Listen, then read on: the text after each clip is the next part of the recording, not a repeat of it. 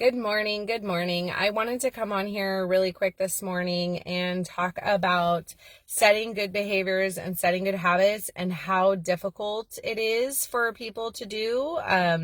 I know this from experience.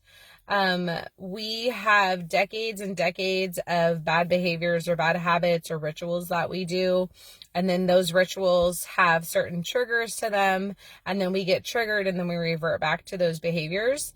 One example that I have mentioned over and over before, and this might be your first time hearing it, it might be your third or fourth, but the perfect example I can give from my personal experience is that I used to watch the show Suits years ago, and I would binge watch it, and every time I watched it, I would eat Good and Plenty. And for those of you who don't know, that's just a candy that's like a black licorice with a candy coating or whatever. And so now if that show comes on or I see that show, I have a split second in my brain where it's like, ooh, Good and Plenty sounds really good right now. Or, oh, I have a craving for Good and Plenty. And I haven't had Good and Plenty in I don't even know how long, over a year probably.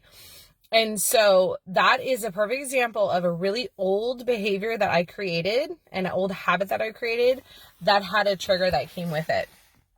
So what happens is we have these decades of bad behaviors, right? And then we want to change our ways and we want to create a new behavior or a good behavior and a good habit. And the best example that I have heard with regards to the journey of creating good habits and sticking to them is from one of my coaches. I'm pretty sure it was Danielle Rubin. She gave me the example, and I love this example, and I just thought of it because I was just hiking on the coast with my husband over our anniversary weekend, and it made me think of it again. But our bad behaviors are like these pre-paved trails that we take. Super easy, super flat. They've been there for years. We're just going to walk. It's the easy way, right? So creating a good behavior is I'm going to create a trail totally off the beaten path and we're going to do this thing. So imagine creating a new trail. So you're hiking and you've got to cut down trees and you've got to cut down bushes and you got to move rocks and you got to create this and you got to flatten out the earth. And the very first time you do it, it's going to be super hard and it's going to just create just all this just frustration. It's like, oh my gosh, this is so hard to get through. And then the next time you do it, it's like, okay, well, it's still going to be hard, but it's a little bit easier than it was the first time. And you have to do it over and over and over again. And as you keep going through that new trail that you created, it starts to become easier.